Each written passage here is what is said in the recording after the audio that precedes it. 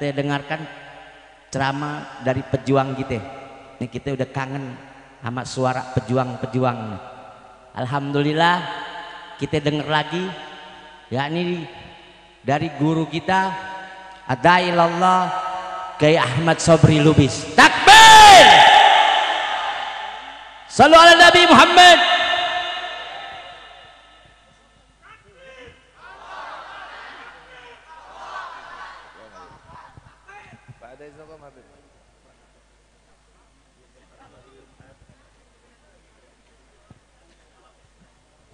Bismillahirrahmanirrahim. Assalamualaikum warahmatullahi wabarakatuh.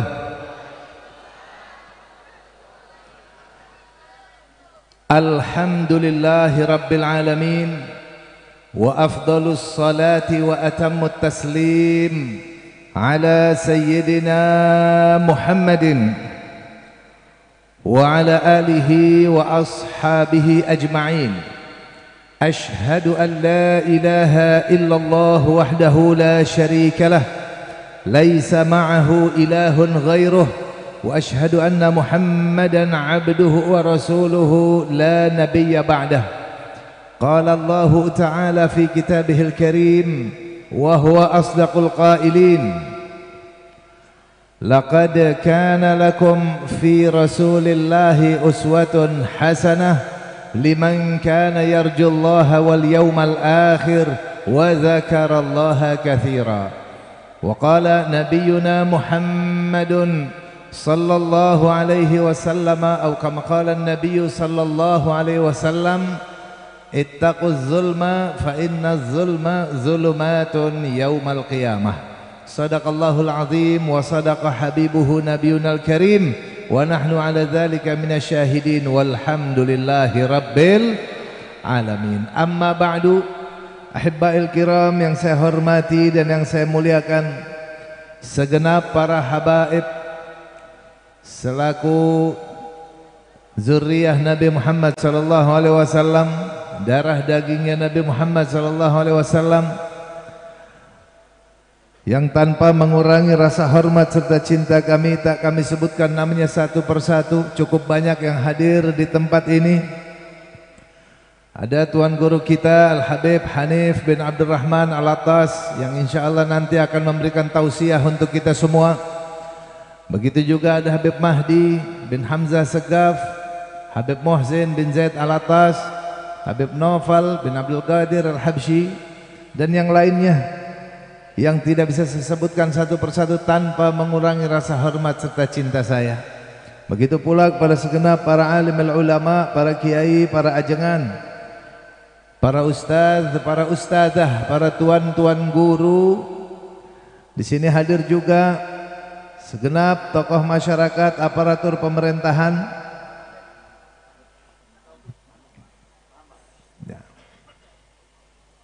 Baik sipilnya maupun TNI Polri-nya, para bapak, para ibu, para pemuda, para pemudi, adik-adik sekalian, hadirin wa hadirat rahimakumullah. Hari ini kita berkumpul di tempat ini di pondok pesantrennya Habib Bahar bin Ali bin Smith, pondok pesantren Tajul Alawiyin. Kita berdoa kepada Allah Subhanahu wa taala, Habib Bahar bin Smith berserta keluarga semuanya senantiasa dalam lindungan Allah Subhanahu wa taala dan senantiasa dalam keberkahannya. Amin ya rabbal alamin. Seluruh keluarga besar pondok pesantren Tajul Alawiyin, guru-gurunya, santri-santrinya, dan semua donatur-donaturnya, Allah berikan keberkahan untuk mereka semua. Amin ya rabbal alamin. Kita hadir di tempat sini tidak ada lain karena cintanya kita kepada Rasulullah sallallahu alaihi wasallam. Di sini diadakan Maulid Nabi dan juga cintanya kita kepada Habib Bahar bin Smith. Habib Bahar dari masa kecilnya saya tahu, masa mudanya di sini, ya, masih dari Jakarta, masih udah paham betul bagaimana karakternya. Memang seperti itu modelnya. Orangnya nggak bisa ditekan. Ibaratnya kayak per, makin ditekan makin kuat nendangnya. Ya, itu modelnya Habib Bahar bin Smith. Dan memang kalau di Indonesia saat sekarang ini, model ulama, model ustadz, model guru yang kayak begini perlu banyak model sekarang.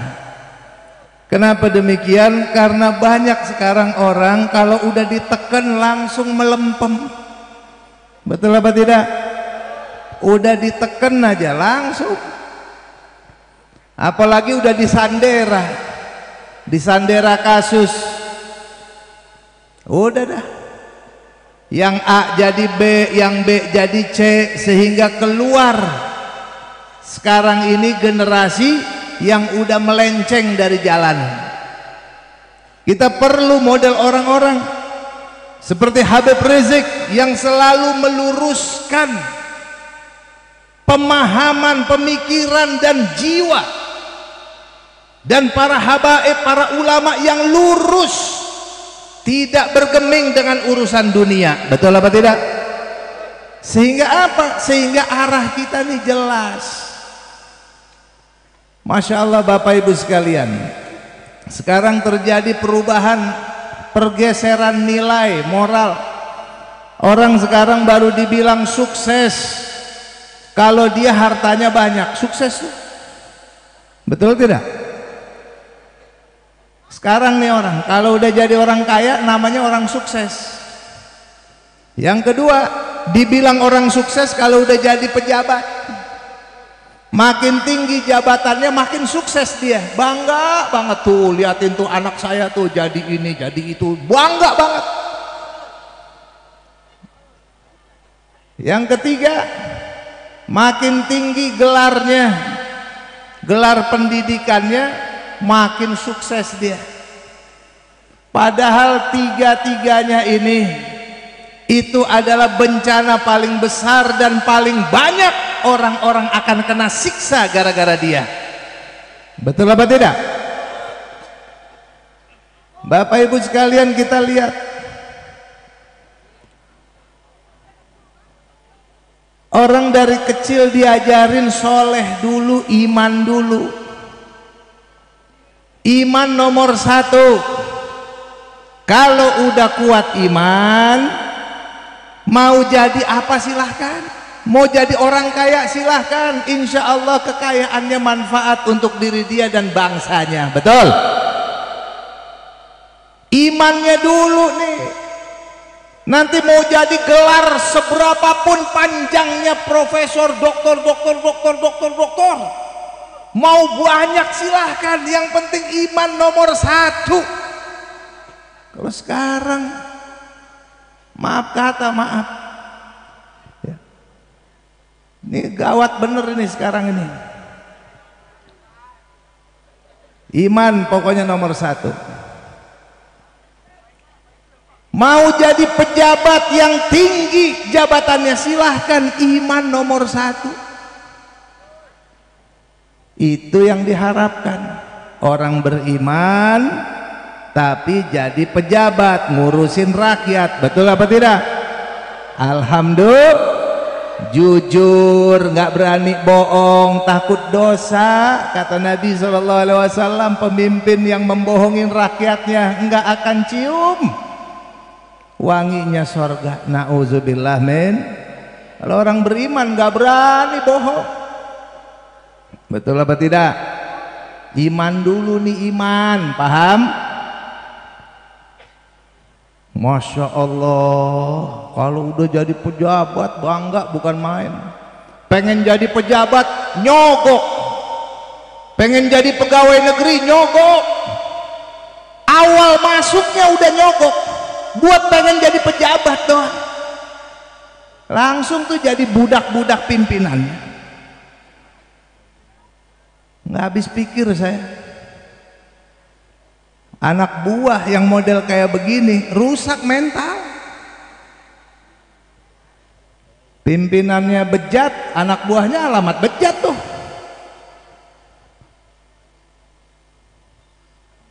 Anak buah disuruh tembak, temennya disuruh tembak. Masya Allah, luar biasa.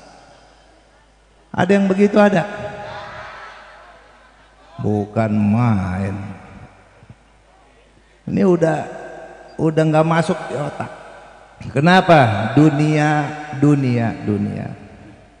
Dunia merasa diri hebat, merasa diri ini kuat, berkuasa, punya anak buah banyak, duitnya nggak kehitung, nggak ada yang berani audit, semena-mena, sampai begitu kelakuan. Begitu ditanya, kenapa kamu begitu? Diperintah pimpinan. Perintah pimpinan. Emang boleh perintah pimpinan melanggar hukum? Boleh apa tidak? Perintah pimpinan, kalau udah tahu ini melanggar hukum ya nggak boleh perintah pimpinan. Gimana ceritanya? Kenapa? Ini prinsip dasar. Kalau belajar keimanan dari kecil nggak berani dia. Nabi SAW terang-terangan mengatakan, la ta'ata li makhluqin fi ma'siyatil khaliq. Tidak boleh ada ketaatan kepada makhluk apapun untuk bermaksiat kepada sang pencipta. Melanggar hukum makhluk yang manapun nggak boleh kita taatin. Makanya Sayyidina Umar begitu diangkat jadi khalifah, yang pertama Sayyidina Umar ngomong apa? Kalian mengangkat saya jadi khalifah, siapa dari kalian yang mau menasehati saya biar saya jangan melenceng? Apa jawabannya? Luar biasa, satu orang sahabat cabut pedang, saya yang akan luruskan kamu ya Umar, pakai pedang saya ini. Pedang saya ini, lu melenceng, gua tebas batang leher lu. Itu sahabatnya. Biar jangan melenceng, nanti diikutin pemimpin-pemimpin berikutnya bakal melenceng juga. Betul apa tidak? Umar bin Khattab marah nggak digituin? Marah nggak ditegur yang keras? Sahabatnya tegur yang keras pakai pedang. Marah nggak Umar bin Khattab? Kata Umar bin Khattab, ini sahabat saya yang tidak akan menyengsarakan saya. Ini modelnya sahabat saya yang berani keras, tegas, meluruskan pimpinannya. Betul apa tidak? Kalau pemimpin lurus, rakyat lurus atau tidak? Lurus atau tidak? Pemimpin lurus, lurus insya Allah. Amin ya Rabbal. Nah, jadi itu yang paling penting. Orang kalau udah kaya, waduh, di paling top udah.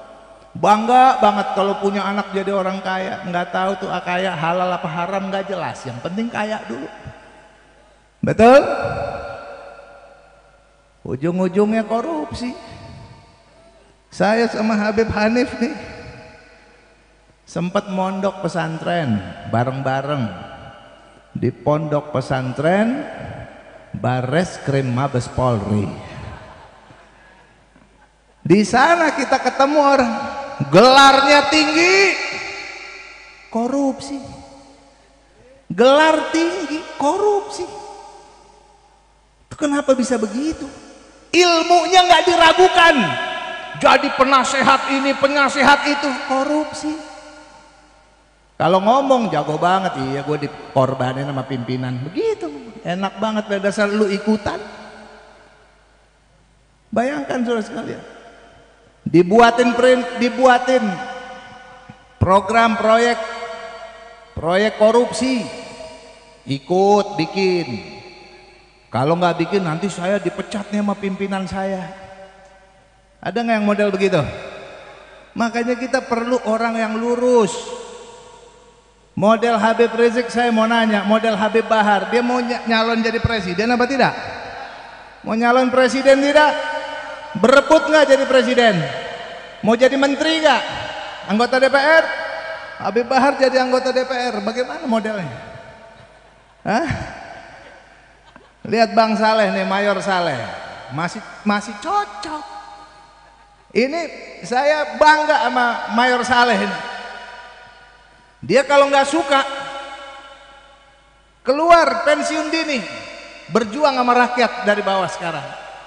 Dari dulu saya kenal beliau di lapangan, di jalanan, menuntut tegaknya keadilan di negara ini. Itu jiwa nggak bisa dibeli, saudara sekalian. Nggak bisa dibeli. Berani menegakkan yang hak. Kalau udah nggak bisa, keluar, bangga kita. Bapak punya anak jadi pejabat, disuruh korupsi sama pimpinannya. Bikinin proyek beginian, kata dia, wah Pak, kita nggak berani, ini bukan amanah kita. Kalau kamu nggak mau, kamu saya pindahin nanti, silahkan, terserah apapun juga. Pulang ke rumah murung wajahnya. Ditanya, kenapa lu pulang murung? Saya diberhentiin sama pimpinan karena saya menolak korupsi. Apa yang terjadi?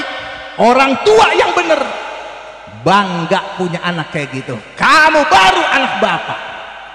Bapak sukses bina kamu, didik kamu, berani kamu menegakkan kebenaran, baru kamu anak bapak. Selamat bapak kalau punya anak kayak kamu. Gitu bangga kita, betul apa enggak? Kalau model sekarang, aduh, kita serahin aja deh sama Allah Ta'ala, ya, serahin sama Allah Ta'ala, kita berjuang jalan terus, hasilnya Allah Ta'ala, betul, yang menentukan, insya Allah. Kiranya dari saya sekarang nih paham atau tidak? Paham atau tidak? Berarti kita jadi orang Islam harus nurut dengan aturan, betul? Bukan nurut dengan siapapun juga, bukan. Aturan Allah Subhanahu wa Ta'ala itu yang kita jalani. Haram, haram, nggak boleh kita lakukan. Supaya apa? Biar jiwanya bersih, saudara sekalian. Sekarang gue udah bingung gue. Ada orang ngaku saya pembela Pancasila, hidup mati untuk Pancasila, untuk NKRI. Pancasila mau dirubah jadi Trisila, cicing baik. Haram jadah lo ah, ngomong doang bacot lu gede. Pancasila mau dirubah jadi Ekasila. Kalau ngomong saya pembela Pancasila, wow, gede banget, bocor mulut lo. Tai kucing lo ah, udah gedek banget gua kayak begini. Enggak, kita Pancasila itu warisan ulama, betul apa enggak? Warisan kesepakatan pendirian bangsa didasari oleh 5 sila di negara ini. Nomor satunya ketuhanan yang Maha Esa dan menyinari seluruh sila-sila di bawahnya. Itu nomor satunya. Harus ini kita punya arah yang jelas. Kalau nggak jelas arah Pancasilanya, mau jadi Ekasila, mau jadi Trisila, mana yang ngakunya itu? Pejuang-pejuang pembela NKRI, pembela Pancasila, gede bacot doang loh. Jadi kita mari di sini, kita semuanya solid, insya Allah Taala di bawah pimpinan ulama. Ulama yang mana dulu? Ulama yang lurus, gitu aja.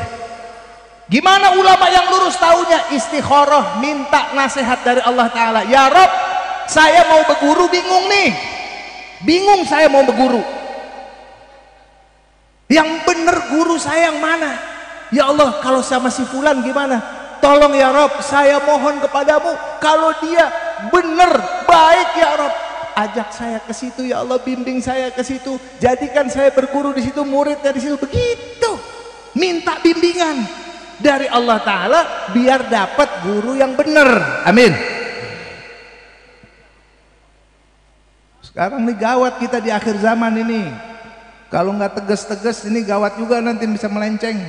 Insya Allah. Nah, Bapak Ibu yang Allah Subhanahu Wa Ta'ala, saya mau nanya, siap jaga Pancasila? Siap jaga Pancasila?